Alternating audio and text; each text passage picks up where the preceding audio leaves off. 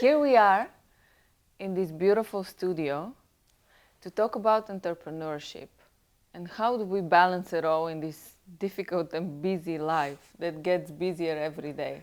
Yes, absolutely. In this podcast, we are going to talk about our lives and the tools, the tips, the things that we are using to help ourselves and, to make our path easier and more true to our own selves. Because, this entrepreneurial world makes you feel often that you're not enough, but you are. And you should feel that you have everything you need right in front of you.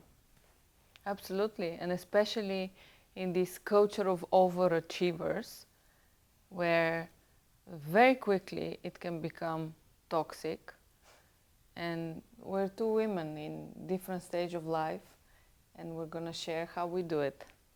Yes, guys, this is Amepreneurship, a soul-driven life approach to entrepreneurship and soulpreneurship.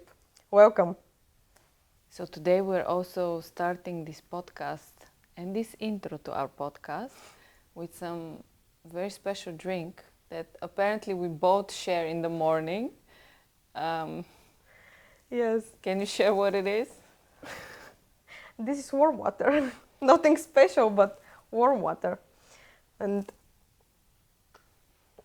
I think this is the best way to start your day because your body is waking up, but it's not in the stressful way, like drinking cold water and your body's, what is happening? But warm and cozy and calm, and it's amazing. I need this warm feeling in my life, and especially keeping it simple, It doesn't have to be so complicated.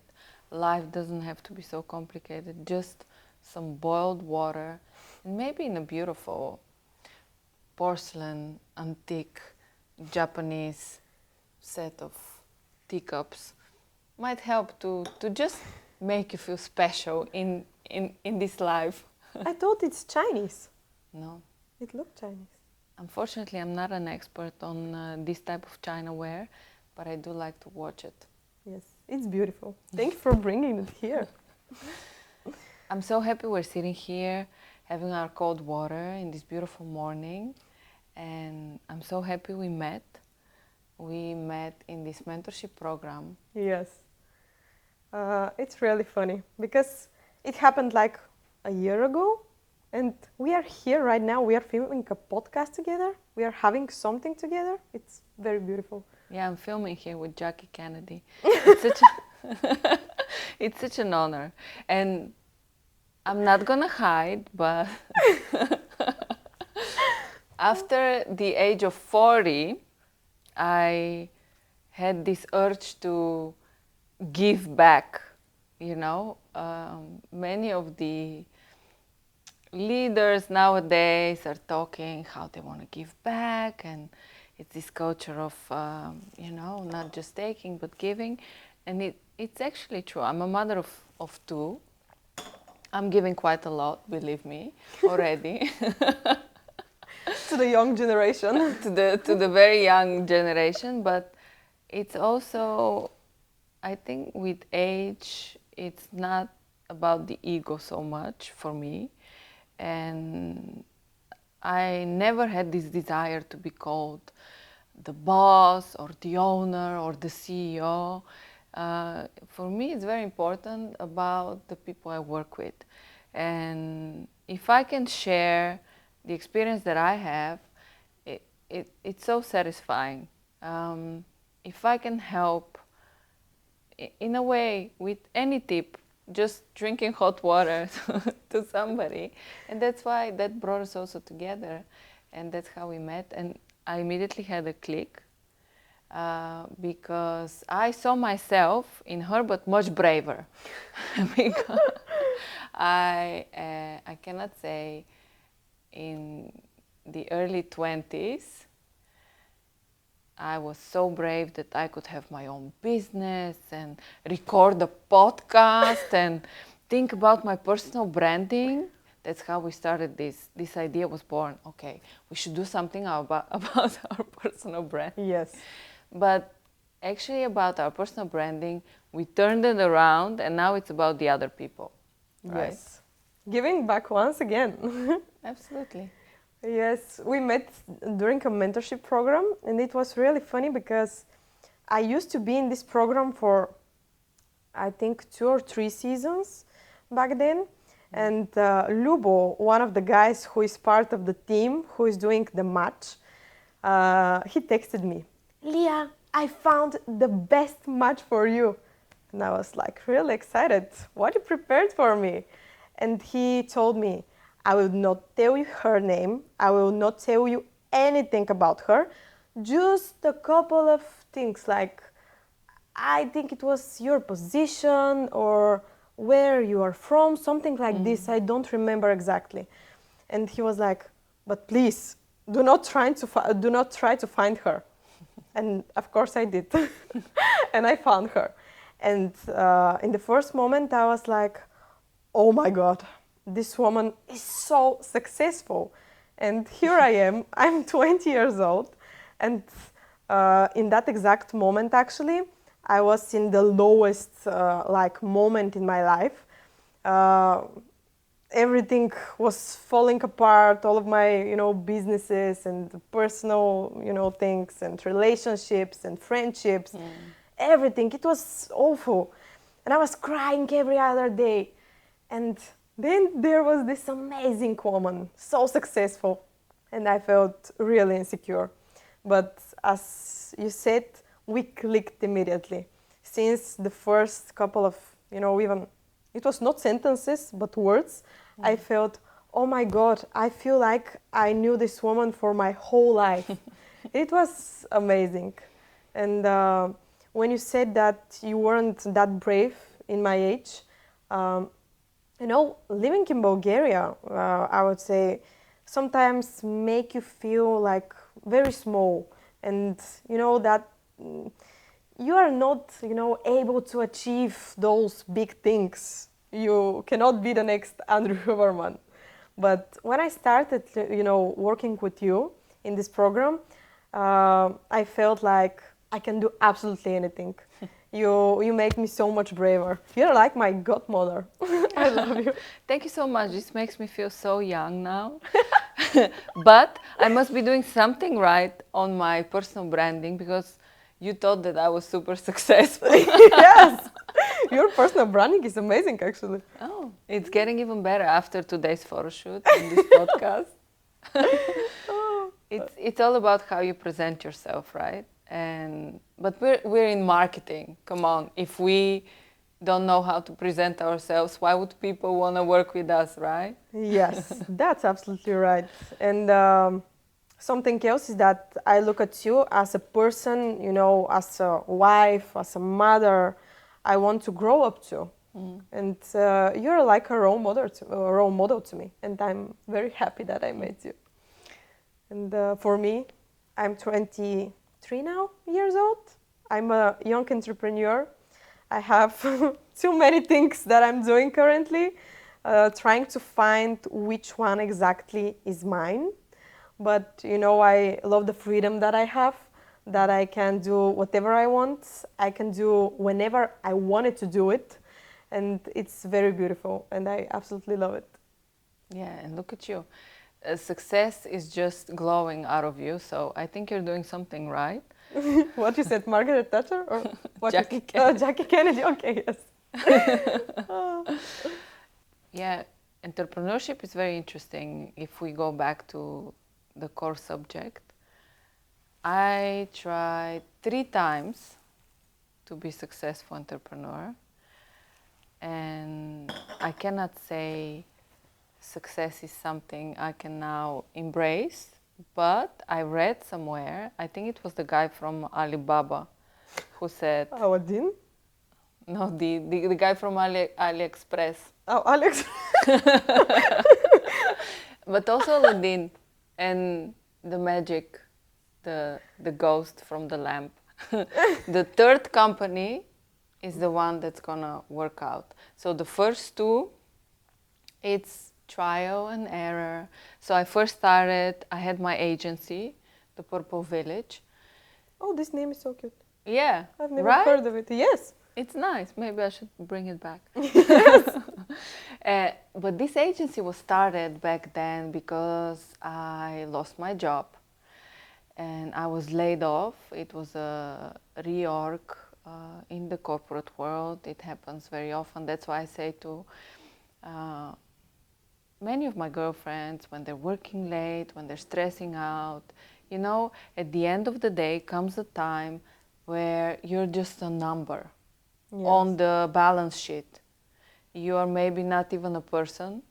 It's not about your qualities. That's how it was for me. So I speak from experience. And no matter how hard I worked, I would be just a number that just needs to go, you know. And then I opened my first agency, but it was so difficult. It was also marketing agency, right? Yes, it was a marketing agency, and I wanted to create a Purple Village is where all creatives and clients and everybody comes together. So whatever type of service you need, I customize it for you. It was a very nice concept. But back then, my children were born one after the other, so 1 year in between, and they were very little, and I was living in the Netherlands, in this cold, cold country, which I love, because coldness is good for you. uh, but that's another subject. So I would get a client and I would put the kids to daycare. Daycare is extremely expensive. It's like probably 5,000 euro a month. For a kid? For both kids. Oh, okay. And it's extremely expensive, but we were living in a suburbia just outside of Rotterdam. So luckily, I was able put the kids to daycare when I have a client. All of a sudden, I was without a client. Oh no, I cannot pay the bills. So I would take the kids from daycare and watch them. And then put them daycare, take them. One time I went shopping in the supermarket. And I did my weekly shopping and I was there, kids screaming, somebody was cranky, having a tantrum. And I'm at the cashier and I cannot pay the bill. So I was just there and I started crying and with my groceries and my cards don't work and I cannot pay the bill.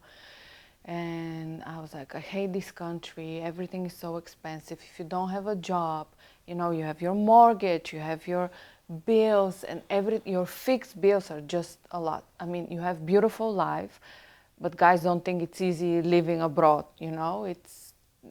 You pay 50% taxes of your... Oh my God. So things like that. And to have such a good life, you need to work hard. You need to work very hard. But also you want to be a mother and you want to be a housewife. And I wasn't a single mom, don't get me wrong. I mean, my husband was also working hard, but and then I said, no, I'm never going to be in this situation again. And I started working for one of my clients. They offered me a job. So I went back to corporate. But then I just couldn't, this thing inside me was just, I have to do something, I have to do something. So every Friday was my mommy day. So I would meet with this friend of mine who's also Bulgarian, and we would let the kids play and talk Bulgarian, and we were just sitting there drinking coffee. And we were just like, and she was an investment banker. And I was doing my corporate job, global marketing, and we were just sitting there. I was like, this is such a waste of time. We're just sitting here talking about what are you going to cook tonight? And I'm just like, I think we're much more than that. Come on. So we invented a whole shoe brand for babies, for the first step of the babies. And it was called Wonder Mama. Another great This name. name is also really good. Well, we are good in marketing, right? And branding also. Yes. And it was this special shoe, only 3 sizes, just when your baby starts walking. So I developed my own website. I was on marketplaces. I wasn't yet on Alibaba, AliExpress. But but it wasn't our focus.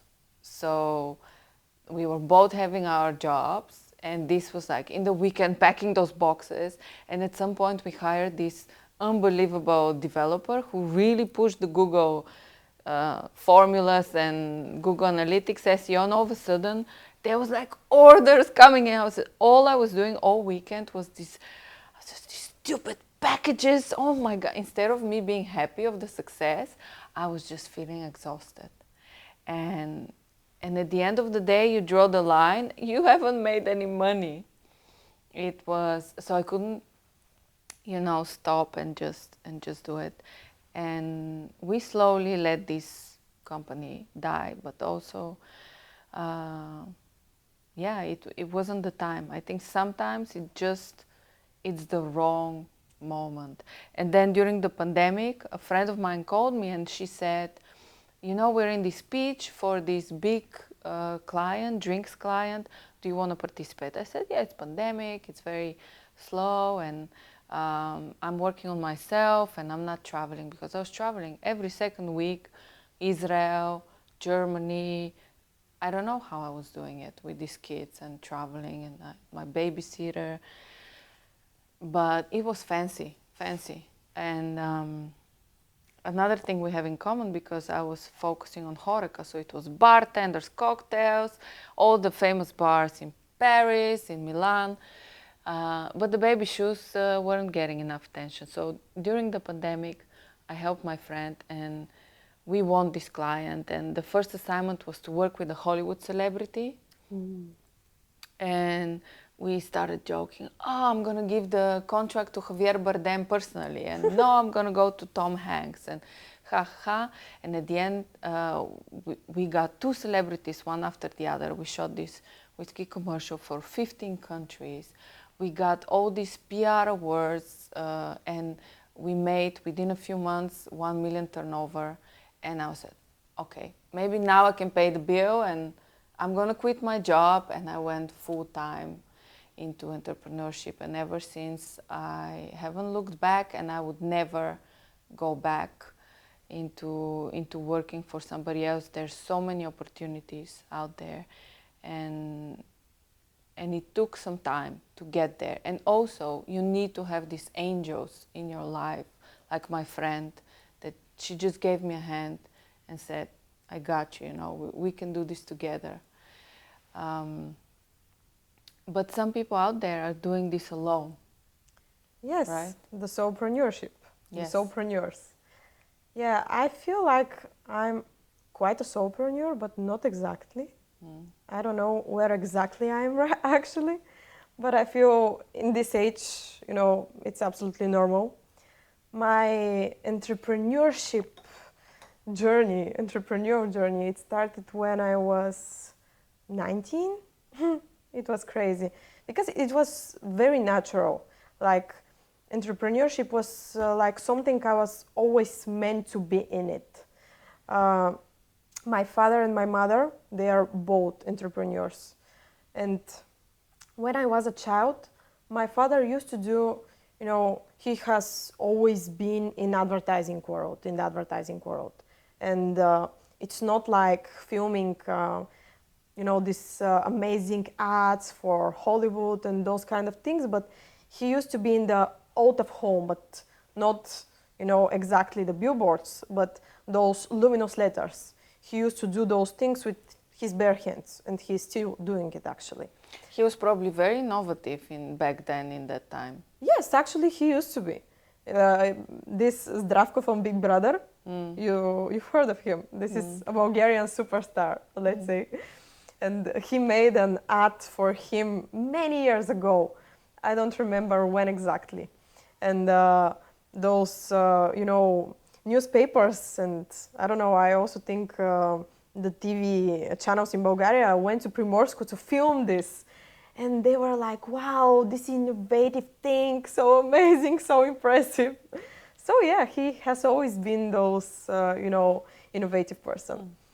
So when I was in my first year in university, I tried to work in advertising agency. And it was very big opportunity for me. I used to be 18 to 19, something like this, I don't remember.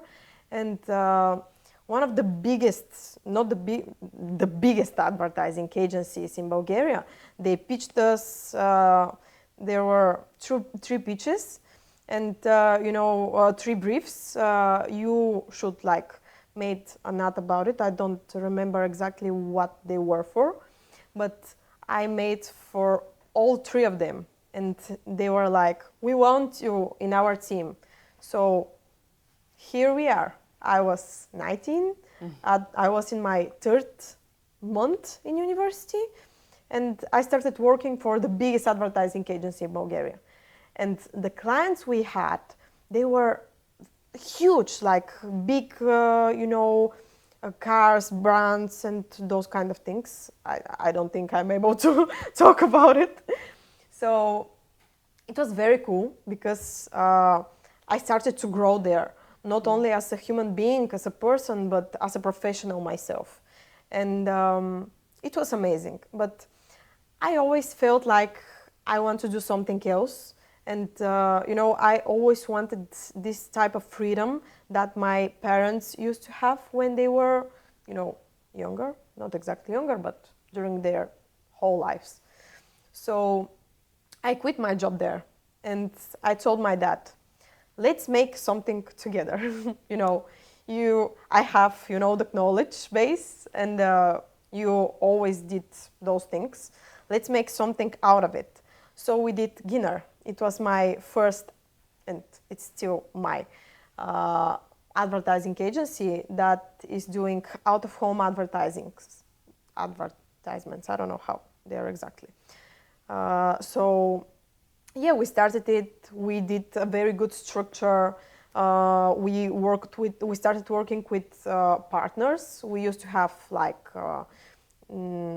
architecture studios and interior design studios also. And we added many more services to our portfolio. For example, we started doing social media marketing for HoReCa. Those are for, if someone doesn't know what HoReCa is, those are hotels, restaurants, and cafeterias. And it was really cool. And we started growing really fast. But then the quarantine and the COVID hit us. And it was really funny because my father, there is this old lady in Primorsko. She's always going to our house asking my father for money. And my father is giving her money every other day. For example, 5 levas, those are 2.50 euros. And she's buying cigarettes or beer or those kind of things. Unhealthy stuff. Yes. And one day he told her, I'm not able to give you right now. I will give you tomorrow. And in this exact day, all of our clients and all of our assignments that we used to have for the winter, they called us and they told us, we're quitting. We are not able to do anything else because of the quarantine. We are not able to work. So my whole family, we were left without any money to survive those holidays because, my mother back then, she was not working. She used to have a cancer back then. And my brother, he was like, I don't know, he was small.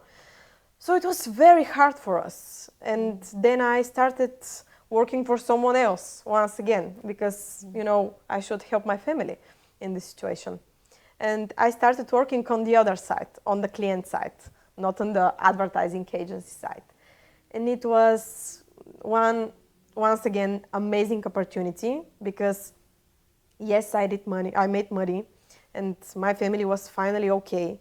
But I made amazing contacts there and I met so many amazing people and I learned so many things. So I'm very happy about this part of my life, even though it was very hard for all of us.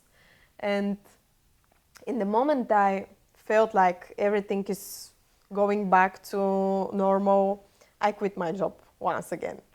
And then I decided that I'm focusing only on my business, only on Ginner, only on my family, and on our clients. And then another thing happened. The war started. And for many of you who doesn't know, I'm a native Russian-speaking person. and I was the only person in our area who spoke Russian that good, so he could, communicate with those Ukrainian citizens. So I spent like 7 months taking care of people and helping them with anything they needed. So during this time, I was not in the capital of Bulgaria, Sofia, where all of my clients used to be. And they were calling me, asking me, hey, I want to order something. And I was like, no, sorry, I'm not able to help you right now. I cannot. I was very stressed. And I lost like many clients, many. And when this all finished and I went back to my normal life, the war, of course, didn't finish, but this period when in Bulgaria when we were taking care of Ukrainian citizens finished. I got back to my university. I graduated finally, my bachelor degree, and then I decided that in Ginner I used to do social media marketing for Horeca brands, but I never felt like this is my field. And back then I find out that I have HPV positive types 52 and 16s, and this is a whole another story actually, but I started, trying to find out more about this, learning more and more about, sexually transmitted diseases, and I became much more interested in the medical things. So I told myself, why not to give back? It's not exactly giving back, but why not to try giving social media marketing services to medical brands and doctors or aesthetic brands. So then I started Kaya, my social media marketing agency, and currently I'm building a startup that is called Priva, and our goal is to increase the awareness about HPV and cervical cancer disease. So Amazing. it's Amazing a quite story. chaotic journey. I love it because you learn so much on this journey. And I also love a story you told me, how I think it's great growing up in an environment of entrepreneurs. I also grew up in an environment of entrepreneurs. My mom was making chips in the garage just after communism broke. So it was the only chips on the market. But then we moved to Slovenia and she had to close her chips brand. It was very sad. And she just followed my father's success. Another proof that so many times women have to step back and support their men, or the other way around. It's also possible, but it's usually the first way around. But I remember you telling me you also worked for your father from a very early age, even before university. This is illegal, guys. So I don't know if I'm able to tell this story. Yeah, you were helping. I think parents are allowed to teach, and they should. That's what I believe. Yes. To teach children labor, and I asked them to take out the glass, take out the paper, so they do recycling, and I pay them. Oh, really? Yeah. That's very interesting. Not every time, because this is also the household that they should take care of. Yes. But soon I'm gonna offer them to walk the doggies of the neighbors, or maybe when they're a little bit older they can babysit. In Holland it's absolutely legal for children to work at this age for specific jobs. Of course, not on the... Like the newspaper guys from the American movies. Yes. Throwing newspapers. Yeah, actually the economy is encouraging that, because you need to learn labor from an early age to become part of your life. Taking care of the family. We have at home we have a schedule for the dishwasher, and soon we're gonna have a schedule who cooks. Okay.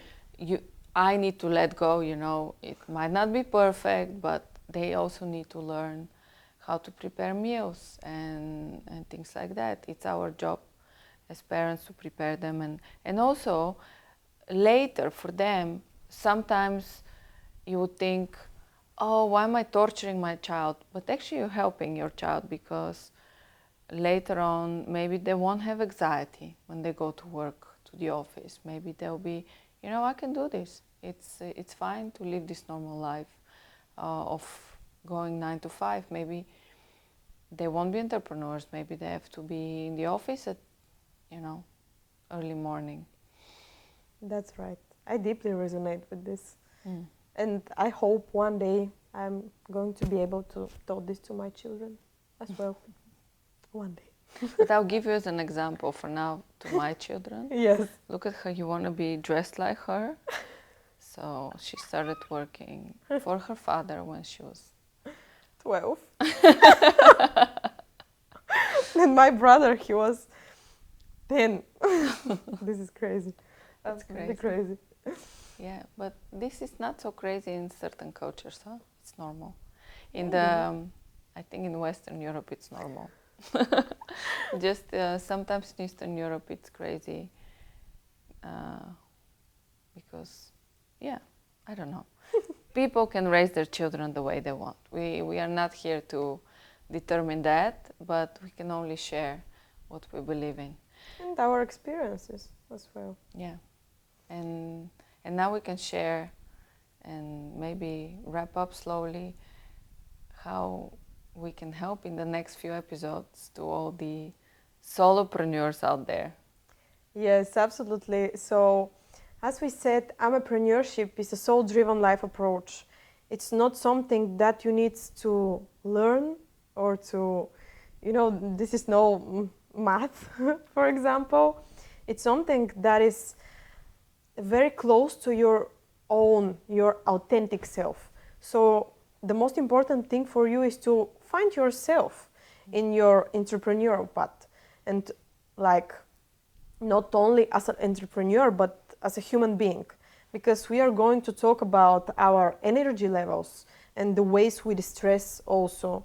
And I feel like we think about that those things are very important for you as a person, so you're not going to burn out in your second month as being an entrepreneur.